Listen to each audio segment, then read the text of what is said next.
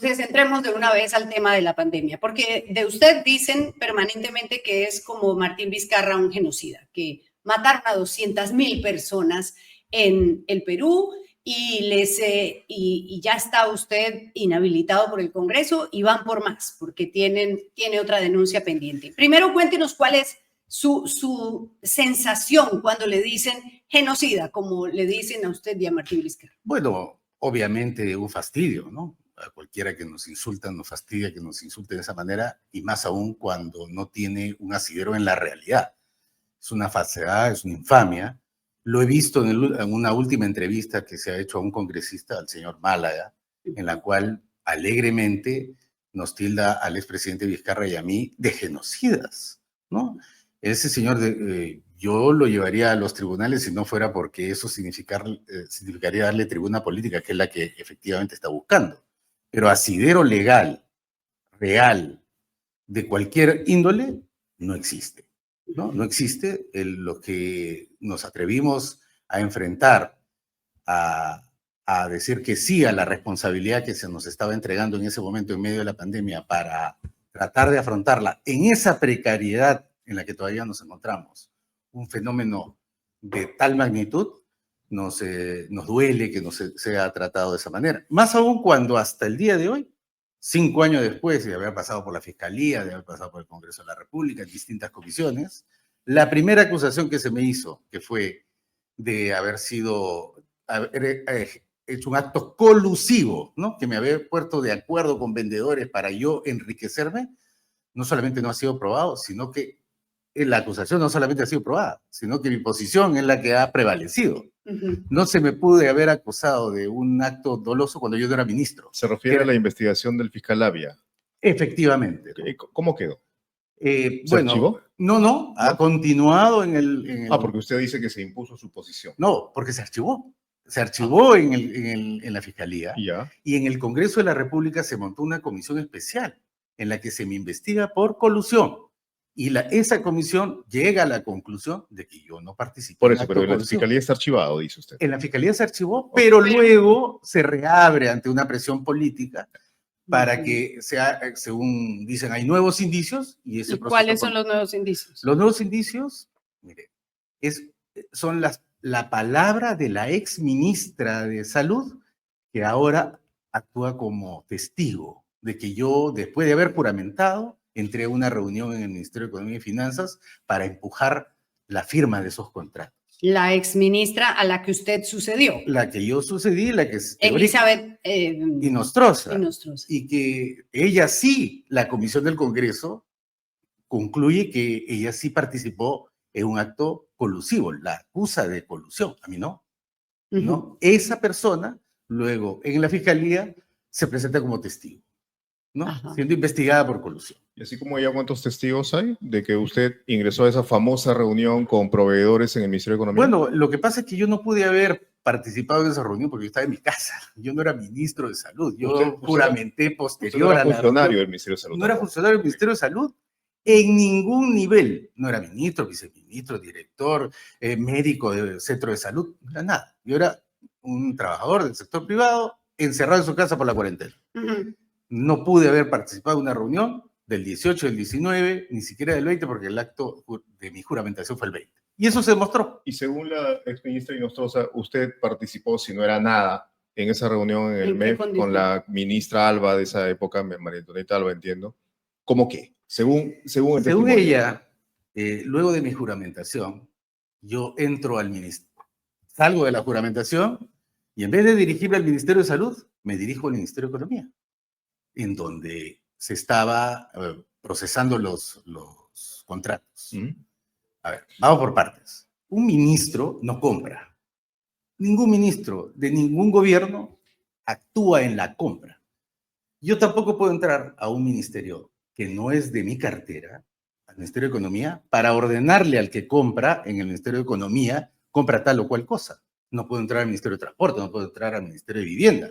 Yo actúo en mi ministerio, si es que fuera una de mis facultades la compra. Pero lo más ridículo del hecho es que en el Ministerio de Economía se producía una reunión de funcionarios de varios ministerios, especialmente del Ministerio de Salud y del MIDIS, Ahí estaban los dos viceministros, el jefe del Instituto Nacional de Salud, varios funcionarios. Sí, y cuando yo salgo, digo, me voy al ministerio. ¿Para qué vas al ministerio? Me dice una ministra. Si todos tus funcionarios están acá a 2 cuadras. Me fui, saludé, me demoré, según actas, uno firma en el Ministerio de Economía, ingresa y sale. 10 minutos. Entré, saludé a muchos colegas míos, amigos míos, los saludé, ellos me saludaron por haber juramentado y le dije, nos vemos en el ministerio. Y me fui. Y eso ha sido utilizado en la Fiscalía para reabrir el caso y saber exactamente qué fue hacer Víctor Zamora en esos 10 minutos en el Ministerio de Economía y Finanzas, cuando un ministro no compra. Pero ya había sido designado ministro. Juramentado. Juramentado. Claro, Juramentado. Y ese es un hecho también debate. Un ministro ejerce su función legal, formal, no cuando juramenta, sino cuando su designación sale publicada en el peruano. Mi designación fue publicada el día 21, al día siguiente. Yo era un ministro juramentado, pero no legalmente en ejercicio. Ahora, esa reunión no se debió hacer. ¿Cuál reunión? Esa reunión que se hizo, que tienen problemas también a la exministra Alba. ¿Cuál era la situación? Porque, mire, claro, es muy fácil hacer la alineación después del partido. Nadie se acuerda cómo estábamos desesperados, no había nada, no sabíamos nada, este gobierno no estaba preparado, el sistema no estaba preparado, nadie sabía si había que comprar mascarillas o no comprar mascarillas, si comprar guantes o no, que hay que también retrotraernos a ese momento. Por supuesto. Pero la reunión... Mire, nosotros en la emergencia, y lo digo ya durante mi gestión, desarrollamos muchas reuniones con el sector privado para ver en qué capacidades estamos como país, en lo público y lo privado, para responder a esta enorme presión. Por ejemplo, reunión con los productores de oxígeno.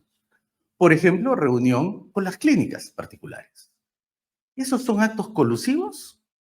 Cuando se participa todo el sector privado y todo el Estado, casi medio gabinete, decidiendo qué es lo que tenemos en el país para usar para nuestros compatriotas. Yo no puedo hablar acerca de la reunión del 18, me imagino que es algo similar, porque yo, Víctor Zamora, siendo ministro, cuando me enteré que esa reunión tuvo lugar, con una carta que yo he presentado en mi descargo, yo denuncié el hecho. Lo denuncié para ser investigado. Y hasta el día de hoy, esa reunión sigue sin ser calificada formalmente como una reunión irregular o un acto doloso. No ha sido probado como tal.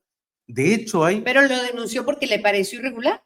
O sea, ante una denuncia que sale el señor Olivera y dice, el 18 se reunieron los... Y yo, ministro de Salud, no tenía conocimiento que esa reunión se había dado. Y le pido por escrito a la Contraloría y a la Fiscalía que por favor investiguen ese hecho y que me informen.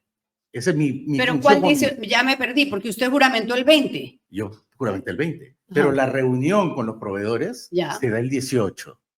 El 18 también se da un consejo de ministros donde participa la señora Inostroza. En esa reunión con los proveedores participa la señora Inostroza. En el consejo de ministros donde se decide que se compre pruebas rápidas y pruebas moleculares, se participa la ministra. El 19, el presidente Vizcarra, cuando todos, usted, yo, Daniel, estábamos en nuestra casa, el señor Vizcarra anuncia al país que se va a comprar 1.400.000 pruebas rápidas. Yo en mi casa, 19. El 20, el presidente decide cambiar a la ministra. Y me llaman y tomo juramento. Bueno. Perdón, Clara, solamente quería cerrar este temita de las pruebas rápidas porque, claro, entiendo, por lo que usted ha expresado en el Congreso, que las pruebas rápidas, ese lote no los compra usted, los deja comprados ya la exministra Elizabeth Inostroza, ¿no es cierto? Ahora, pero durante su gestión, cuando nosotros le preguntábamos por los reportajes que hacíamos por las pruebas rápidas, ¿por qué no dejó claro usted en ese momento? Ok, estábamos en pandemia, había toda una incertidumbre, se compraba lo que se podía en ese momento, pero ¿por qué no dejó claro usted que no había sido usted el comprador? Porque eso no estaba claro.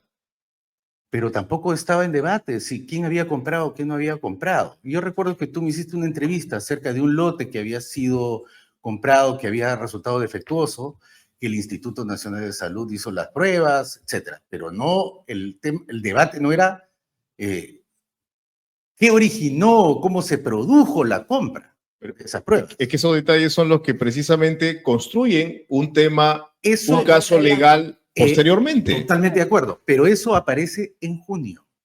En la denuncia del señor Oliver es en junio. Yo fui ministro hasta julio, el 15 de julio. Entonces, todo lo anterior a junio, todos seguíamos trabajando con la prueba rápida porque era lo único que teníamos mientras construíamos los laboratorios, equipábamos los laboratorios, contratábamos personal. De hecho, una de las acusaciones que me hace el Congreso es que yo estuve en contra de las pruebas moleculares. Yo dejé este país con 25.000 pruebas moleculares hechas a la semana y lo encontré con 500. Encontré un solo laboratorio y lo dejé con 25 laboratorios operando en el Perú. Entonces el Congreso ha persistido en un discurso que yo he demostrado una y otra vez, con cifras oficiales, que son falsas. También está, bueno, el tema de las otras pruebas, que era el proyecto del señor Málaga, que además a usted lo tiene denunciado. Quiero que veamos el tuit del señor, un ex copartidario de Málaga, Rodolfo Pérez, que era del Partido Morado, o es del Partido Morado, creo. Junio del 2020. Es dirigente. Es dirigente, ¿no? Del Partido Morado. Málaga reunido con exministro Zamora para impulsar su proyecto de pruebas rápidas. Noviembre del 2020. Málaga dice que vacancia Vizcarra es asesinato y llama a la protesta contra Merino. Febrero del 2025. Málaga califica a Vizcarra y a Zamora como genocidas. Veamos tweet por tweet, porque ahí está la primera imagen, digamos, fotico. 22 de junio del 2020, reunión entre Eduardo Málaga con el entonces ministro de Salud, Víctor Zamora. También participaron la directora de DIGEMIT, la viceministra, tal, no sé qué. En la reunión Málaga les presentó su prototipo de pruebas rápidas moleculares, proyecto que hasta ahora no ve la luz. La siguiente imagen. Maite Vizcarra dice, una vacancia es tan suicida, nadie piensa en los millones de peruanos que asumimos un confinamiento de más de 100 días, las muertes de seres queridos y los millones de desempleados, la pandemia sigue ahí, no se puede vivir, y él cita, eso, un suicidio como país, peor aún, quienes promueven esto en nombre de sus oscuros intereses perpetran el asesinato de miles de ciudadanos amenazados por la pandemia, el hambre, la enfermedad y la pobreza, la sociedad civil debe evitar este crimen a toda costa. Sigamos. Que sirva este segundo debate de vacancia para identificar a los partidos por quienes no votaremos el 2021, no a la vacancia presidencial. Desobediencia civil. Ed Málaga, sigamos. Congresista Eduardo Málaga. Vizcarra es un genocida porque provocó la muerte innecesaria de muchas personas. Una entrevista en El Comercio.